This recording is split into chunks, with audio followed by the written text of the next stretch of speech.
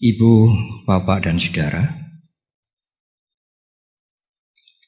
pada saat Guru Agung Buddha Gautama membabarkan Dhamma atau Dharma yang dikenal dengan memutar roda Dharma, Dharma Cakra, Dhamma Cakra, beliau membabarkan 4 kebenaran mulia, Cattari Arya Sajjani. Kalau 4 kebenaran mulia ini boleh diringkas, dan yang meringkas adalah Guru Agung kita sendiri, bukan saya, maka ringkasan itu menjadi kalimat yang sederhana.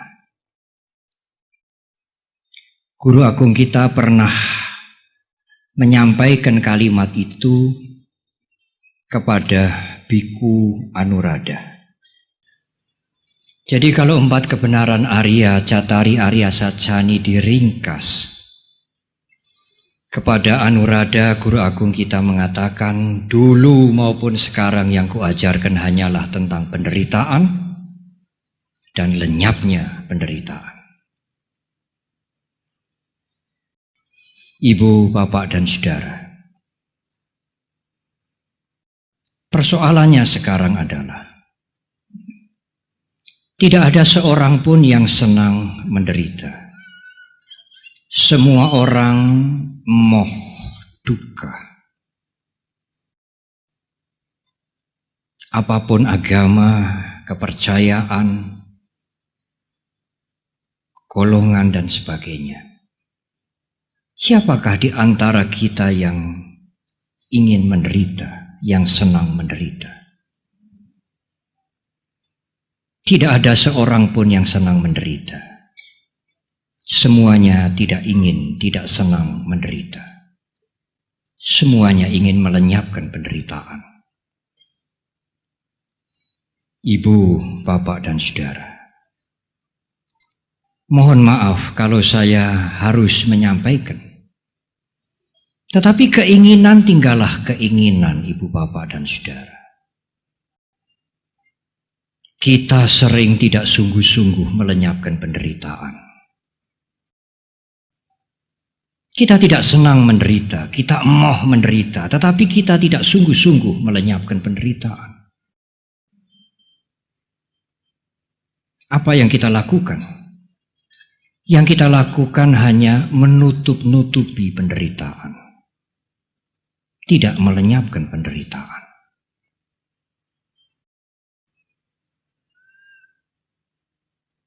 Saya akan mulai dengan tidak berbuat buruk. Karena perbuatan buruk menimbulkan kesedihan, korban, diri sendiri, demikian juga orang lain. Tidak usah harus menganut agama Buddha. Tapi saya mohon kalimat ini jangan dipotong, ikuti kalimat selanjutnya. Agama apapun yang dianut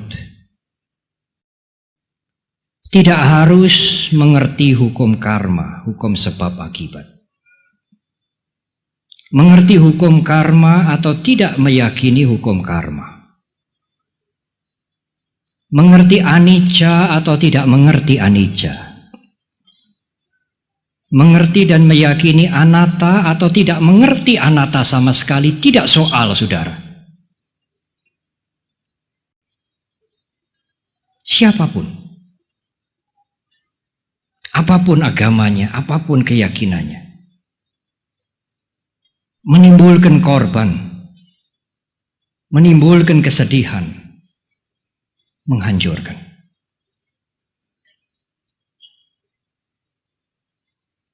Tetapi, apapun keyakinannya, mengerti anatta atau tidak mengerti anatta, mengerti hukum karma atau menolak hukum karma, kalau seseorang berbuat yang baik, yang bajik,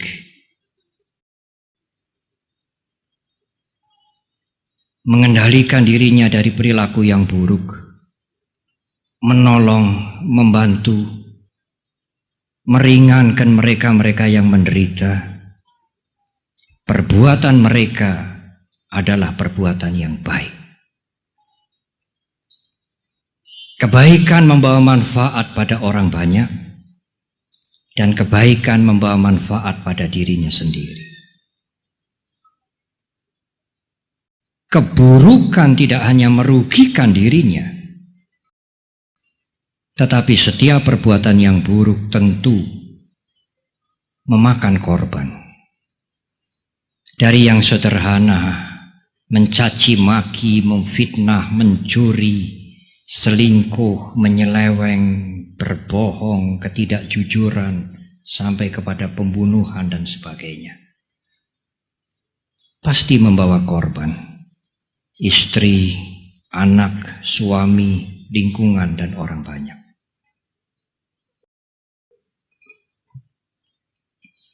Tetapi saudara, izinkan saya masuk ke lebih dalam lagi.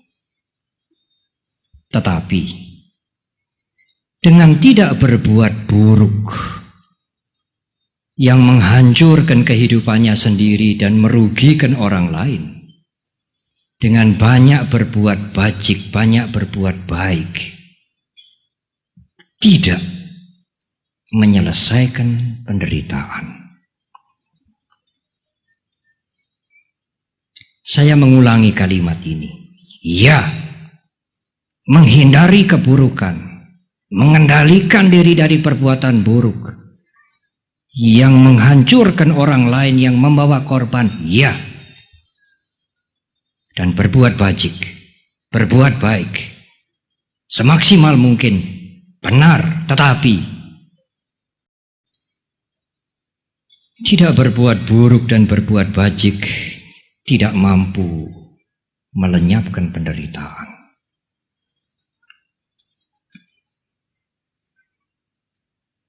Berbuat bajik berguna, benar. Berbuat bajik membawa kemajuan, kelancaran, keindahan, benar. Keburukan menghancurkan, keburukan merugikan, benar sekali. Tetapi apakah kebahagiaan kekal?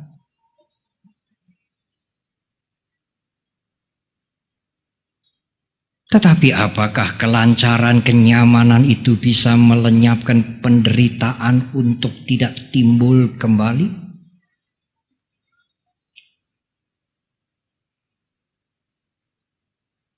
Tidak. Saya ingin memberikan ilustrasi yang sederhana. Pak Gede tentu punya ilustrasi yang lebih banyak.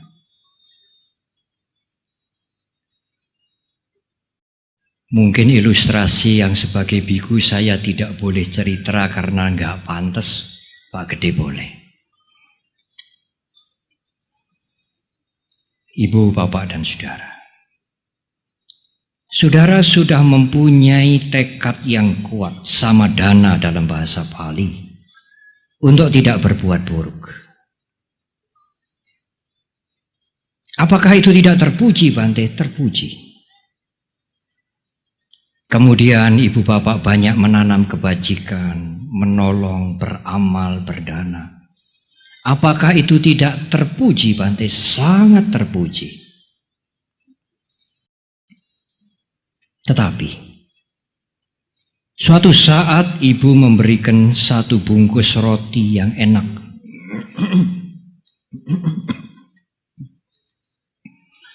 kepada orang yang ibu tidak kenal.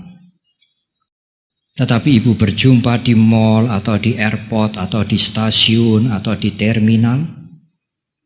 Orang ini miskin tampaknya, menderita, kusut. Ibu memberikan satu dus besar roti yang enak ini. Yang tentu ibu punya perkiraan orang seperti ini tidak sering makan roti seperti ini.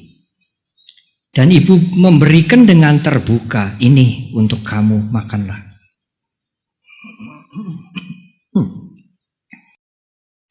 Orang ini hanya terima kasih Ibu, selesai. Ibu, bapak, dan saudara bisa mendongkol. Kenapa orang ini tidak menunjukkan ekspresi yang terkejut? Luar biasa hari ini Ibu. Ibu, bapak, dan saudara mengharapkan respon, tanggapan seperti itu dari orang yang menerima hadiah 1 dus besar roti yang sangat enak. Ibu, bapak, dan saudara tidak mendapatkan itu. Aku tidak dihargai. Pada saat itu penderitaan muncul. Sekalipun ibu, bapak, dan saudara tidak berbuat buruk dan sedang berbuat baik. Ibu, bapak, dan saudara. Contoh yang kedua mungkin lebih jelas. Ibu, bapak, dan saudara pergi ke mall. Sekarang ada super mall, ada hyper mall. Ini memerlukan pengendalian diri yang kuat.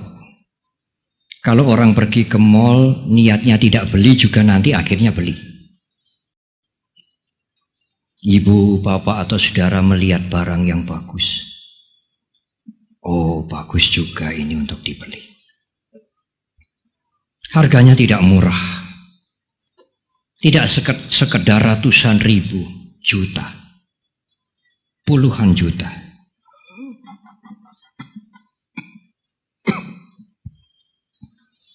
Pada saat ibu, bapak, dan saudara mengagumi benda itu, ada orang yang berjalan karena selebor, karena pakaiannya kedodoran, menyerempet benda itu dan jatuh, perang, pecah.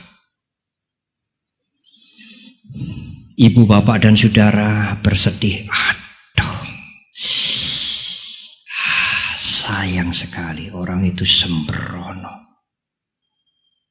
Dan buru-buru ibu, bapak, dan saudara menyingkir. Jangan sampai ikut dituduh memecahkan benda itu. Biar orang itu yang menanggung membayar harga benda yang dipecahkan. Tetapi, kalau benda ini jadi ibu beli, bapak atau saudara beli, saya harus menyebutkan lengkap supaya tidak yang tukang shopping itu ibu-ibu saja. Sangat mahal, berharga, langka.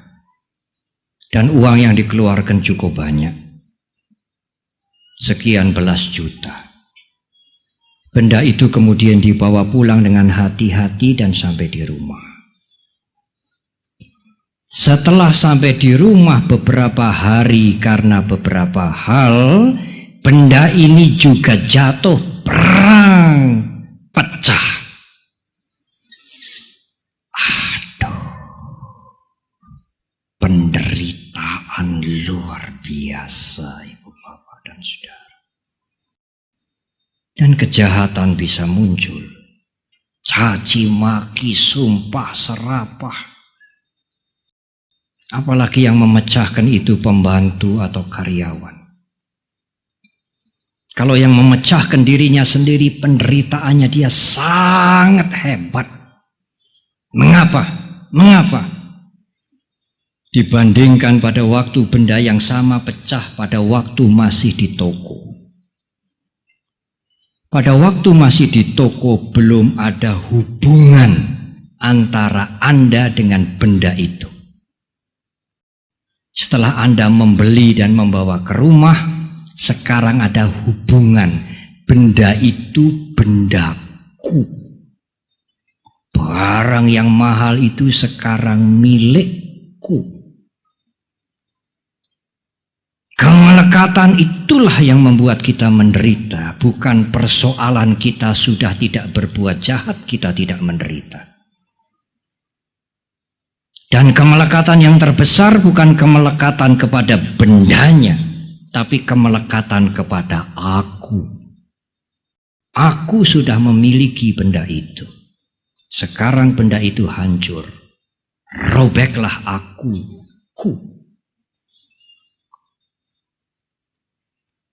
Itulah sumber penderitaan ibu bapak dan saudara. Tidak bisa dilenyapkan dengan tidak berbuat buruk dan banyak berbuat baik, banyak berbuat amal saja. Selama masih ada kelengketan, kelekatan kepada benda-benda, kepada hawa nafsu, dan terutama kepada aku, penderitaan tidak akan berakhir. Kesenangan, kenyamanan, kebahagiaan karena berbuat bajik hanya menutupi penderitaan, tidak menyelesaikan penderitaan.